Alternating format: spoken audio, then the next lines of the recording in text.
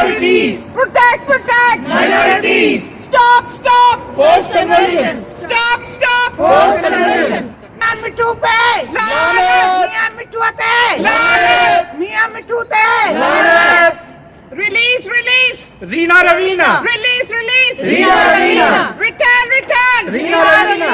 Return Reena Ravina.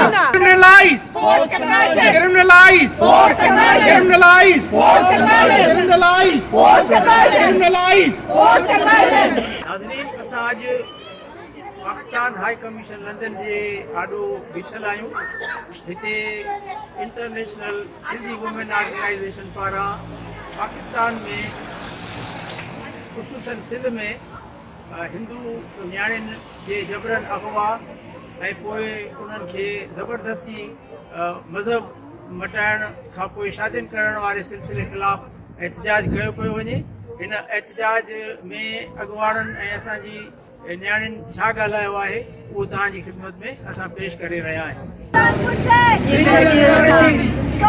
International Sindhi women organisation जे platform Pakistan taste organise कयो आहे जीअं त अॼुकल्ह ख़ासि करे पोइ कुझु महीननि में सिंध में पूरे पाकिस्तान में औरतुनि जे मथां जेको उन्हनि जे हक़नि जी वायोलेशन पई थिए उन्हनि जे मथां डिफरेंट क़िस्म जा क्राइम्स पिया थियनि स्पेशली जंहिंमें फोर्स कन्वर्जन आहे नंढनि ॿारनि खे जेको आहे त एबडक्ट करे घरनि मां उन्हनि खे अगवा करे ऐं उनखे गाइब करे पोइ कुझु ॾींहंनि खां पोइ उन्हनि खे कोर्टुनि जे अॻियां पेश कयो थो वञे ऐं उन सर्टिफिकेट ॾेखारिया वञनि था त मुस्लमान थी वियूं आहिनि ऐं उन्हनि जेको माइनर जी शादियूं कयूं थी वञनि पियूं उन्हनि छोकिरनि सां जेके उनखे अगवा करे था वञनि हिकिड़ो त इहो हिकिड़ो मेन इशू आहे उनखां अलावा जेके ॿिया इशूज़ आहिनि जंहिंमें ॾिठो वञे त रेप में इलाही घणो इज़ाफ़ो थियो आहे रेप में इलाही घणो इज़ाफ़ो थियो आहे उनखां पोइ ऑनर किलिंग्स में ऐं डोमेस्टिक वायलेंस में हर क़िस्म जे ॾोहनि में जिन में औरत मुलविस आहे औरतुनि जे मथां ॾाढो ॾुखियो मतिलबु ॾिठो वञे वक़्तु अची वियो आहे हर क़िस्म जा ज़ुल्म उन जे मथां थियनि था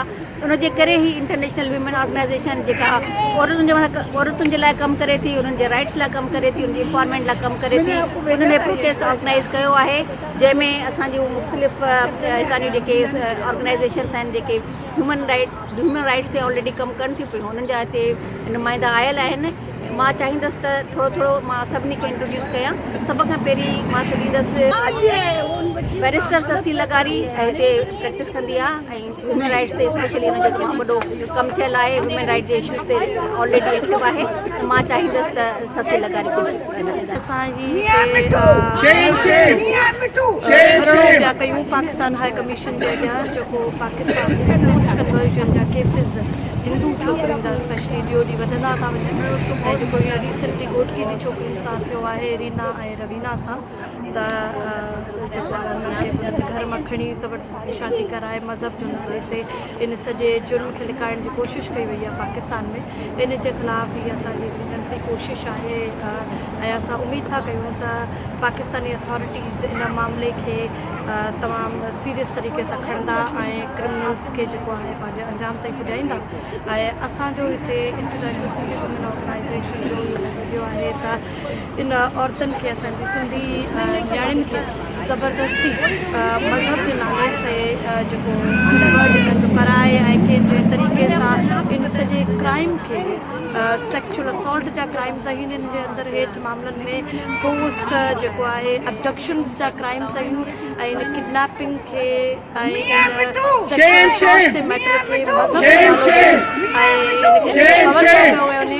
असांजो इहो इन नुमाइंदा आहिनि नुमाइंदा न बल्कि मां लफ़्ज़ इस्तेमालु कंदुसि सिधो सौ त मियां मिठू ऐं उनजे पोयां जेको ॿिया अनासिर आहिनि उहो असल में असांजे असुल मज़हब इस्लाम जी तौहीन कनि था जेको पैगाम असांजे रसूल ॾिनो हो इहो उनजी तौहीन आहे ऐं असां डिमांड था कयूं पाकिस्तानी गवर्नमेंट खां त अहिड़े क्रिमिनल कल्प्रिट्स जे अगेंस्ट जेको आहे उहो खयो वञे एक्शन छाकाणि त इहो पाकिस्तान जे पंहिंजे इमेज जे लाइ बि तमामु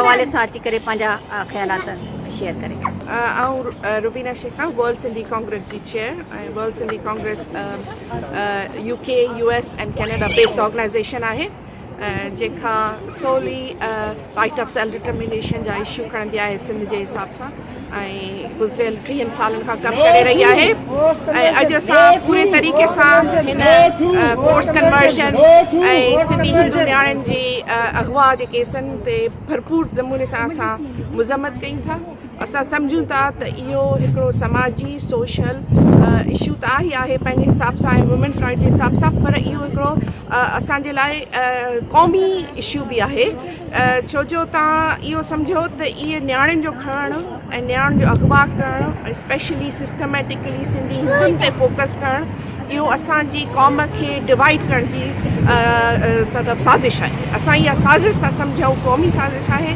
त जीअं असांजा सिंधी असली सिंधी पंहिंजा भाइर भेनर सिंध छॾे लॾे वञनि ऐं ॿियनि मुल्कनि ॾे हलिया वञनि त जीअं असां पंहिंजी धरतीअ ते माइनॉरिटी थी वञूं ऐं इहो तमामु इहा शइ असां सभु क़ौम परस्तनि खे सम्झणु खपे त सिंधी हिंदुनि जो इशू या उन्हनि जी नियाणियुनि जो खणण जो इशू सिर्फ़ु सिंधियुनि हिंदुनि जो इशू न आहे पर इहो असां सॼी क़ौम जो ऐं क़ौमी इशू आहे इन जे करे आउं रिक्वेस्ट थी कयां त सभिनि क़ौम परस्त दोस्तनि खे ऐं क़ौम परस्त धुरियुनि खे त इन मामले खे सीरियस सम्झो वञे छो जो इहो असांजे सर्वाइवल जो इशू आहे इहो को माइनॉरिटी जो इशू आहे पंहिंजी जाइ ते आहे पर इहो क़ौमी इशू आहे इन खां पोइ मां दावत ॾींदसि असांजी भेण जी शमीम भुट्टो खे जेका पाकिस्तान पीपल्स पार्टी जी वाइस चेयरपर्सन आहे ऐं उहा अची करे पंहिंजा ख़्यालात बयानु करे आई अॼु जे मौक़े जे हवाले सां पंहिंजा व्यूज़ ॾे अॼु शमीम भुट्टो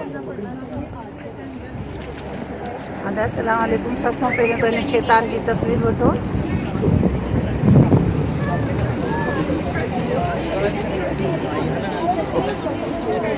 ऐं अॼु मां पुरज़ोर मज़म्मत थी कयां मुंहिंजो नालो शमीम भुट्टो आहे मां पाकिस्तान पीपल्स पार्टी सां वास्तो आहे मां वाइस प्रेसिडेंट मदर तंज़ीम आहे हिते संडे जे ॾींहुं कोई फ़ैसिलो ईंदो आहे सिंध मां खणी वञी पंजाब इस्लामाबाद रखियो ऐं संडे जे ॾींहुं फ़ैसिलो ॾिनो ऐं जेके छोकिरा हुया उहे शादीशुदा हुया 4-5 जा हिकु जा ॿार बाक़ाइदा हुनजी रिपोर्ट आहे ऐं संडे जो फ़ैसिलो पर हिकिड़ो न पर केतिरियूं नियाणियूं खणी पोइ उहे लेफ्ट कयूं वेंदियूं आहिनि कहिड़े पासे गाइब कयूं वेंदियूं आहिनि उन माइट पंहिंजी छोकिरियुनि जी सूरत ॾिसण लाइ हे सिंध में 10-11 सालनि खां ॾाढो तेज़ी सां कमु करे रहियो आहे घोटकी में मियां मिठू जहिड़ो हिकिड़ो लानती माण्हू आहे ऐं असां सिंध वासी जेके आहियूं असांजे लाइ जेको माइनॉरिटी आहे असां सभु पाण खे हिकिड़ो ई सम्झूं था ऐं असांखे उन्हनि खे इक्वली पंहिंजा हक़ूक़ सम्झूं था ऐं छा उहो पाण कंहिं पंहिंजे पुटु धीउ कंहिंखे नथो ॾिए कंहिंजो पुटु सुहिणा सुहिणा हिंदू शहज़ादा छोकिरा आहिनि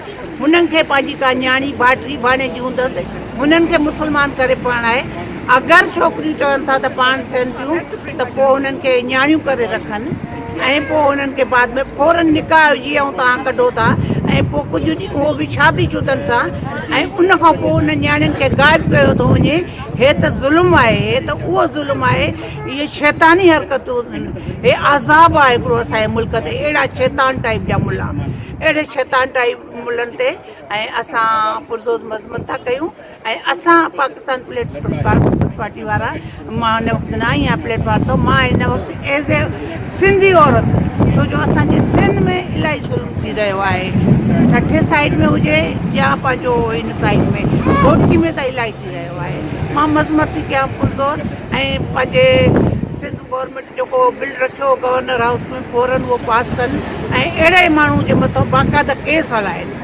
त इन नियाणियुनि खे स्टाफ कनि ऐं मां हमेशह हिन जे लाइ आवाज़ु खणंदमि एज़ ए सिंधी औरत शमीम खां पोइ मां सॾु कंदसि एस्थर जेका आहे हिते माइनॉरिटीज़ कोऑर्डिनेटर आहे पीपी वुमेन विंग जी उहा अचे ऐं पंहिंजा सीरियस कंसर्न त पोयनि ॾींहंनि में क्रिश्चन कम्यूनिटी सां बि काफ़ी कुझु थी चुको आहे टिनि ॿारनि जी माउ खे जेको आहे ज़ोरी घरां खणी विया अगवा करे हुनखे मुस्लमान करे हुनजी शादी करण जी कोशिशि कयनि पर जीअं त सोशल मीडिया ते इहो इशू हाईलाइट थी वियो ऐं इन करे उहा माइनॉरिटीज़ ते ई कमु करे थी ऐं मां चाहींदसि ईस्थर जो नालो आहे ऐं उहा माइनॉरिटीज़ रिप्रेजेंट करे थी, माइनॉरिटीज़ कोऑर्डिनेटर आहे पीपी विमेन विंग जी। मेरा नाम एस्तर दास है और मैं Pakistan peoples Party women wing के साथ काम करती हूँ। I am the minority coordinator for them. आज हम यहाँ पर इकट्ठे हुए हैं ताकि हम पाकिस्तान में जो एक टोरेंट चल रहा है, एक वाक़यात का सैलाब आ गया है, जिससे हमें पता चलता है कि वहाँ पर माइनर ख़वातीन को जो है वो ज़बरदस्ती मज़हब तब्दील करवा के और उनको उनके रेपिस्ट के साथ शादी कर दी जाती है। मैं रेपिस्ट ही कहूँगी क्योंकि वो पहले उनको उठाते हैं और सेक्सुअली उनको अब्यूज़ करते हैं और उसके बाद इस जुर्म को छुपाने के लिए उनको इस्लाम का सहारा लिया जाता है। मैं ये कहना चाहती हूँ कि ये मियाँ मिट्टू साहब जो इसमें इन्वॉल्व हैं वो उनको ब्लास्फेमी के तहत अंदर कर देना चाहिए, क्योंकि वो इस्लाम के नाम पर एक धब्बा बन रहे हैं और जो मैसेज वो क्रिएट कर रहे हैं वो ये है कि 14 साल की बच्ची जिसके ऊपर आप इस बारे में इतबार नहीं कर सकते, आप उसको ड्राइविंग का लाइसेंस नहीं दे सकते, वो वोट नहीं डाल सकती, लेकिन हाँ उसको ये हक है कि वो चूज़ करे कि वो किसके साथ शादी करेगी और कब अपना मज़हब तब्दील करेगी। ये एक हमारे माशरे का खुला तजाद है और अगर हम तहजीब याफ्ता कौमों में शुमार किए जाना चाहते हैं तो इस ट्रेंड को हमें ख़त्म करना पड़ेगा और हमें एक दूसरे के साथ मिल के यहाँ खड़ा होना पड़ेगा। और इस वक्त यहाँ पर सिंधी लोग बहुत ज़्यादा हैं क्योंकि सिंध में ये प्रैक्टिस जो है वो बहुत देर से और बहुत ज़्यादा है, लेकिन ये पंजाब में भी ऐसा हो रहा है। मगर मैं ये कहना चाहती हूँ कि अगर आज हम सिंधियों के साथ खड़े नहीं होंगे तो कल ये आग जो है वो हमारे घर पे आने में तमीज़ नहीं करेगी, क्योंकि नफ़रत और जो पावर की जो भूख है वो किसी भी शख्स को इंसान से हैवान बनने पर मजबूर करती है। तो मेरी इमरान खान साहब से ये गुजारिश है हमारे प्राइम मिनिस्टर से कि ये जो मियाँ मिट्टू साहब इस सारी कार्रवाई के पीछे हैं उनको सही तरीके से उनके साथ डील किया जाए और उनको ब्लास्फेमी के तहत जो है उनके ऊपर मुकदमा चलाया जाए, क्योंकि वो इस्लाम के नाम पर एक धब्बा है और वो गलत तालीमात का प्रचार करें। शुक्रिया। अॼु जे ॾींहं जे हवाले सां औरतुनि जे राइट्स जे बारे में जेको प्रोटेस्ट थिए पियो, इन में लंडन में डिफरेंट ऑर्गेनाइजेशंस जेके हिते कमु करनि थी पियूं उन्हनि मां उनजा रिप्रेजेंटेटिव आयल आहिनि जेके विमेन राइट्स ते ऑलरेडी हिते कमु कनि था पिया। इस खां पोइ मां ॾींदसि समिया खे। समिया जेका आहे त हिते पाकिस्तान पीपल्स पार्टी जी जनरल सेक्रेटरी आहे विमेन विंग जी, ऐं पीपल्स पार्टी बि हमेशह जेको आहे त हिन विमेन राइट्स ते अॻियां रही आहे। ऐं मां हाणे ॾींदसि समिया खे त उहो अची करे पंहिंजा व्यूज़ शेयर करे असां। मेरा नाम समिया अली है और मैं Pakistan peoples Party women wing for UK की जनरल सेक्रेटरी हूँ। आज यहाँ पे हम सिंध वुमेन ऑर्गेनाइजेशन के थ्रू इकट्ठे हुए हैं क्योंकि यहाँ पे ये एक बहुत अहम प्रोटेस्ट है जो कि ऑल ओवर द पाकिस्तान तो हो ही रहा है, लेकिन सिंध में अनफॉर्चुनेटली ज़्यादा हो रहा है। वहाँ पे माइनर जो लड़कियाँ हैं जो कि हिंदू हैं उनको फोर्स कन्वर्जन के साथ और उनकी अंडर एज मैरिजेस प्रिटेंड करवा के तो उनको किडनैप भी कर रहे हैं और रेप भी कर रहे हैं। एंड इस सच devastating thing for minorities in Pakistan, क्योंकि minorities are part of our country और अगर हम उनका जीना इस तरह से दोभर कर देंगे तो ये सिर्फ ये दिखाता है कि हम दुनिया पे सिर्फ ये जाहिर करते हैं कि माइनॉरिटीज़ की कोई परवाह नहीं है। As we are living here हम खुद माइनॉरिटी हैं। If I put myself into the situation मेरे साथ ऐसा हो how would I feel. So obviously हमें एक बहुत अहम नुक्ता है जिसके ऊपर हमें अपनी वॉइस रेज करनी है and we want them to have minority to have equal rights, जैसा कि पाकिस्तान बनाया ही गया था with minorities having equal rights.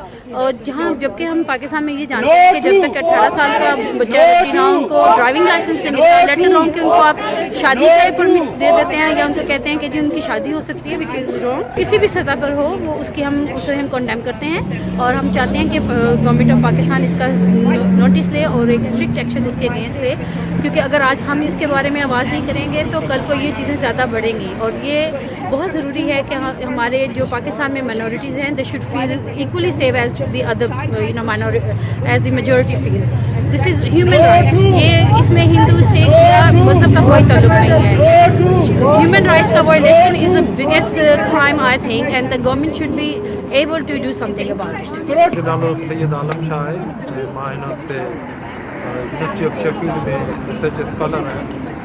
असां जेको हिते जमा थिया आहियूं उनजो मक़सदु इहो आहे त जेके बि सिंध जे अंदरि force conversion of Hindu and minority communities खे कयो थो वञे ज़बरदस्ती, उनजे ख़िलाफ़ु असां हिते जमा थिया आहियूं। छाकाणि त असां सम्झूं था त हिन दौर जे अंदरि जंहिंमें मज़हबी डाइवर्सिटी हिकु तनवो मौजूदु आहे दुनिया में, ऐं उन तरह सां जेकॾहिं सिंध में बि इहो तनवो क़ाइमु रहणु घुरिजे त तमामु बहितरु रहंदो। छो जो तमामु हिंदू कम्यूनिटीज़ आहिनि या क्रिश्चियन कम्यूनिटीज़ आहिनि या ॿियूं कम्यूनिटीज़ आहिनि जेके माना माइनॉरिटीज़ आहिनि, त उन्हनि खे असांखे तहफ़ुज़ ॾियणु घुरिजे, रियासत खे तहफ़ुज़ ॾियणु घुरिजे। बल्कि हिते त ईअं थो लॻे पियो त रियासत जेका हिकिड़ी मज़हबी बदमाशी करे रही आहे, इहे यानी मज़हबी माण्हुनि खे इस्तेमालु करे जेका उन्हनि खे हिंदू माइनॉरिटी ग्रुप्स खे उन्हनि जी औरतुनि खे ख़ासि तौर ते घणो खयों थो वञे, उन्हनि खे जेका ज़बरदस्ती उन्हनि जो मज़हब तब्दील कयो थो वञे। माना we should accept the reasonable pluralism in a society we are living in. Everyone should have the right to pursue, revise and rationally reconstruct his or her own conception of good and evil. And it should be the religious right of everyone either to remain a Hindu or Muslim or vice versa. So लेकिन पाकिस्तान के अंदर ख़ासि तौर ते सिंध के अंदर इहो मसइलो आहे त कंहिं बि यानी माइनॉरिटी ग्रुप खे या माइनॉरिटी कम्यूनिटीज़ खे इहो हक़ हासिलु न आहे त हू जेका पंहिंजे मज़हब जी आज़ादी सां इज़हार करे सघनि या पंहिंजी मज़हबी यानी रसूमात खे सही तरह सां मल्हाए सघनि। तो इहो हिकिड़ो वॾो यानी सिंध जे अंदरि या बल्कि पाकिस्तान जे अंदरि इहो मसइलो आहे जंहिंखे हल करणु घुरिजे। ऐं that's why we have come here to stand for our Sindhi girl sisters and we have to stand for them and we have to support them. तारीख़ मां सिखणु खपे। 1947 में सिस्टमेटिक नमूने सिंध जी 20 सैकड़ो आबादीअ खे लड़ायो, ज़ोरी ज़बरदस्ती सिंध जेको सॼे बरसगीर जो मोस्ट सेक्युलर हिसो हुन मां लड़ाइजे। ऐं अॼु ताईं अञा ताईं उन जा जेके कॉन्सिक्वेंसिस उनखे भोॻियूं था। हिन सॼे में हिकिड़ी जेको असांजी ख़ुशकिस्मती आहे बदकिस्मती आहे जो सिंध वसीलनि सां मालामाल आहे। पाकिस्तान जो ख़ुशहाल तरीन जेको सो सॼो हलाए उहो सिंध थो उनखे। उन्हनि जो ख़्यालु आहे त इन्हनि जेतिरो जल्दी जेतिरो कन्वर्ट करे सघिजे माइनॉरिटीअ में, जेतोणीकि इन्हनि जो बज़ाहिर रिलीजियस कॉनिटेशन सिर्फ़ु असीं सम्झूं था त उन ग्रेटर डिज़ाइन जो हिसो आहे जंहिंमें उनजी ख़्वाहिश आहे त सिंधी जेका क़ौम आहे उन जेको मोस्ट वलरेबल पार्ट आहे उनखे लॾायो वञे ऐं बेदख़ल कयो वञे, ज़ोरी अहिड़ियूं हालतूं कयूं वञनि जो हुन लाइ को ॿियो ऑप्शन न बचे। हे उनजो हिसो आहे। तंहिंजे करे असीं हिनखे सिंधी क़ौम जो क़ौमी मसइलो सम्झूं था, सिंधी क़ौम जो सियासी मसइलो सम्झूं था, सिंधी क़ौम जे सर्वाइवल जो मसइलो सम्झूं था। ऐं उन करे सभिनी सॼी सिंधी क़ौम जी जेके सुञाणतूं आहिनि, जेके उन जा नतीजनि खां वाक़िफ़ आहिनि, उहे चाहिनि था त हिनखे बंदि थियणु खपे ऐं उन सॼी कोशिशुनि जे बावजूदि बंदि नथो थिए। उनजे करे असीं इहो आवाज़ु यानी सॼी दुनिया ताईं पहुचाइणु चाहियूं था त इहो जेको बेइंसाफ़ी आहे या जेका ग़ैर वाजिबी आहे, इहो जेको ज़ुल्म ऐं नाहक ऐं दहशतगर्दी आहे उनखे बंदि कयो वञे ऐं उनजे ख़िलाफ़ु हिननि अध्ययन कयो आहे ऐं उन्हनि सां बराबरीअ में उन सां गॾु थियण लाइ अॼु असीं गॾु थियूं। Forced conversion! Stop! Stop! Forced conversion! Stop! Stop! Forced conversion! Protect! Minorities! Protect! Minorities! Stop! Stop! Forced conversion! Stop! Forced conversion! Criminalize! Forced conversion! Criminalize! Forced conversion! Criminalize! Forced conversion! Criminalize! Forced conversion! Criminalize! Forced conversion! नाज़रीन, जीअं त तव्हां international Sindhi women organisation जे पारां Pakistan high commission London ॾाढो एहतजाज जी मुकमिल कार्रवाई ॿुधी। एहतजाज कंदड़नि जो इहो चवणु आहे त सिंध में सिंधी नियाणियुनि खे जंहिं तरीक़े सां अगवा करे जबरन उन्हनि जो मज़हब मटायो वञे थो, इहा सिंधी क़ौम जे ख़िलाफ़ु साज़िश आहे। ऐं इहा साज़िश जेका आहे इहा वॾे अरसे खां जारी आहे। उन जे नतीजे में सिंध जो जेको सुञाण तबिको आहे, सिंध जो जेको शऊर आहे, सिंध जो जेको वापारी तबिको आहे ऐं जेको सिंध जो सदियुनि खां वठी मालिक आहे, उहो पंहिंजा अबाणा कख छॾण ते मजबूर थियो आहे। ऐं इहो मजबूरन जेको घर छॾण वारो सिलसिलो आहे, वतन छॾण वारो सिलसिलो आहे, उहो जारी ऐं सारी आहे। इहो सिंध जे माण्हुनि खे, सिंध जे शऊर खे, सिंध जे जेके इख़्तियार धणी आहिनि उन्हनि खे इन मसइले ते गौर करणु घुरिजे। हिन अॼोके प्रोग्राम जे हवाले सां मां मेज़बान अव्हांजो Imdad Ali Odho, voice of Sindh TV, London.